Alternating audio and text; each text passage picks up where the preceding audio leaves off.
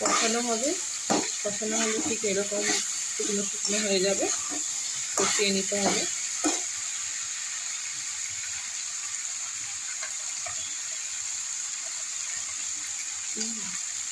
কষানোটা হয়ে গেছে চিকেনটা। এরপরে এবার টক দইটা দেবো, এর মধ্যে নুন দিয়ে ফেটিয়ে রেখেছিলাম।